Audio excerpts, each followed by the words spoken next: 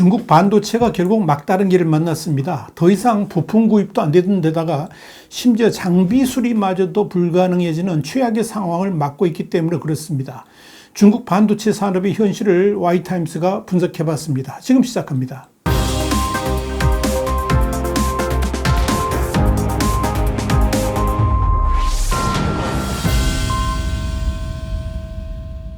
월스트리트저널은 미국 시간으로 1일자 지면을 통해서 미국이 인공지능과 슈퍼컴퓨터 등에 사용할 수 있는 첨단 반도체 및 장비의 중국 수출을 통제하면서 이 중국 기업들이 핵심 부품과 장비를 구하는 데 애를 먹고 있다 그러면서 결국 중국이 제재 대상이 아닌 구형 반도체로 물량 공세에 나서면서 대응할 가능성이 제기되고 있다, 이렇게 보도를 했습니다.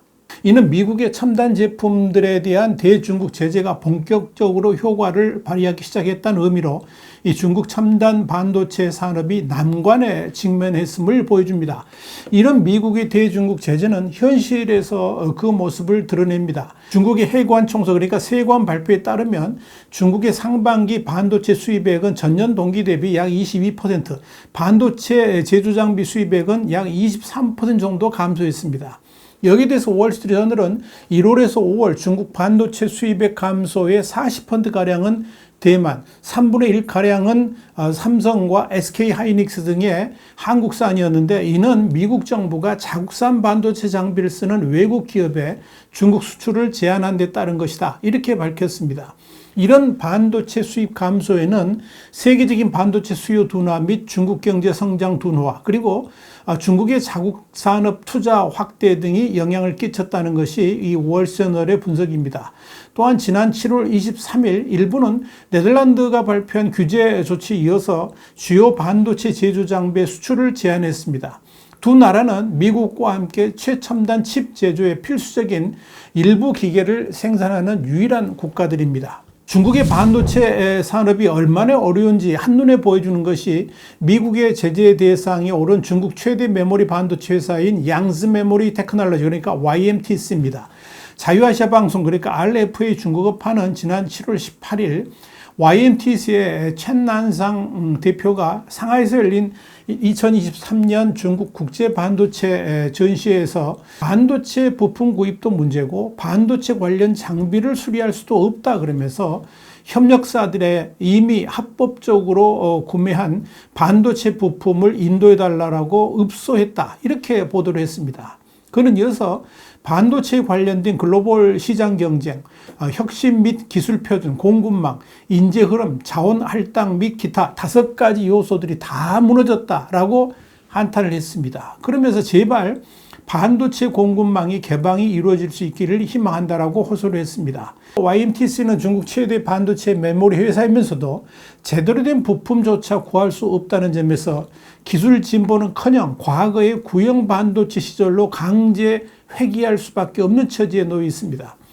해외에서의 수입도 전면 금지되어 있는 데다가 중국 내 자급자족은 아직 꿈도 꿀 수 없는 형편이기 때문에 그렇습니다. 여기에 대해서 대만경제연구소의 루페이젠 소장은 RFA하고의 인터뷰에서 첸난샹의 발언은 현재 중국 반도체 산업이 직면한 딜레마와 현실을 그대로 보여주는 것이다, 이렇게 말을 했습니다. 특히 루페이젠 소장은 미국, 유럽, 일본이 전 세계 반도체 장비 생산의 80% 이상을 차지하고 있다 그러면서 이런 측면에서 중국은 엄청난 장벽을 마주하게 됐다라고 평가했습니다. 대만 국방안보연구소의 왕슈웬도 2018년 3월 미중 무역 전쟁 발발 이후에 이 YMTC 같은 중국 반도체 업계는 미국 등이 대중국 반도체 수입 금지 조치까지 할 것이라고는 상상도 하지 못했고, 이에 따라 전혀 대응 방안을 세우지 못했다라고 말했습니다. 미국이 첨단 기술과 관련된 중국 견제 조치를 강화하는 가운데 조 바이든 미국 대통령이 8월 중순쯤에 중국에 대한 투자를 규제하는 행정명령에 서명할 것으로 보입니다. 블룸버그는 현지 시간으로 29일 반도체와 인공지능, 양자 컴퓨터 등 특정 분야에서 미국 기업의 중국 투자를 금지하고 중국 첨단 기술 기업에 대한 신규 투자를 진행하려면 정부 신고를 의무화하는 것이 골자라고 전했습니다.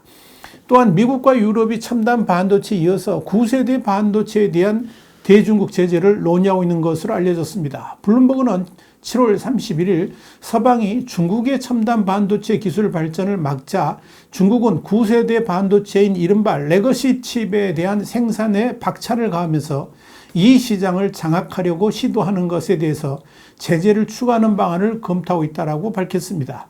레거시 칩은 스마트폰이나 전기차, 군사무기 등에 사용되어서 세계 경제에 필수적인 상품입니다. 레거시 칩은 일반적으로 10년 전에 도입된 기술인 28나노미터 이상의 장비로 만들어진 이 반도체를 일컫습니다. 이와 관련해서 지나 러먼도 미국 상무부 장관은 지난주 한 행사에서 중국이 과잉 설비가 될 구형 반도체 보조금을 쏟아붓고 있다 그러면서 미국이 고려하고 또 동맹들과 대응해야 될 문제다 이렇게 말한 바 있습니다. 그렇다면 이런 대중국 반도체 제재가 한국에는 어떤 영향을 미치게 될까요? 사실 미국의 대중 반도체 규제 강화는 중국과의 기술 격차를 벌일 수 있는 절호의 기회라고 할 수 있습니다. 중국은 10나노 1세대 D램을 양산 중인 반면에 한국은 10나노 4세대 D램을 양산하고 있습니다. 최근에는 5세대 그러니까 12나노 양산을 시작해서 한중 간의 기술 격차는 5년 이상으로 추정되고 있습니다. 그런데 대중국 제재는 이런 기술 격차를 더욱 늘리게 함으로써 중국의 추격 의지를 아예 꺾어버리는 계기가 될 수 있을 겁니다. 이는 한국 반도체 산업이 견고하게 서는 계기가 될 수 있다는 이야기입니다. 중국 메모리 업체인 창신 메모리 테크놀로지 그러니까 CXMT는 지난해 17나노 D램 샘플을 잠재 고객사에 전달했지만 미국의 제재로 장비 도입 등이 어려워졌습니다. 또한 YMTC도 수출 통제 명단에 포함되면서 더 이상의 기술 진전을 취하기 힘들어졌습니다.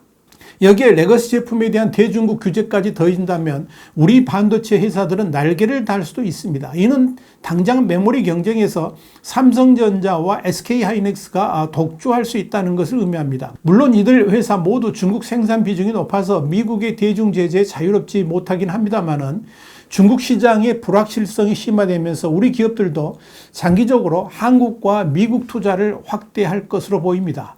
글로벌 IT 기업들도 지정학적 리스크 경감, 안정적 공급망 구축 등을 위해서 중국 외 지역에서 생산된 반도체 구매를 희망하고 있기 때문에 이 또한 한국 기업에게는 긍정적입니다. 실제로 PC 제조사 델의 경우에 내년까지 중국산 반도체 사용을 중단하겠다 이런 계획을 발표했습니다. 이는 당연히 한국 기업들에게는 희소식입니다. 이렇게 대중국 반도체 제재는 한국 기업에게도 새로운 전환의 때가 되고 있고 오히려 경쟁력 강화라는 새로운 도약의 기회를 제공하고 있다고 보면 될 것입니다. YTN 정세분석이었습니다. 감사합니다.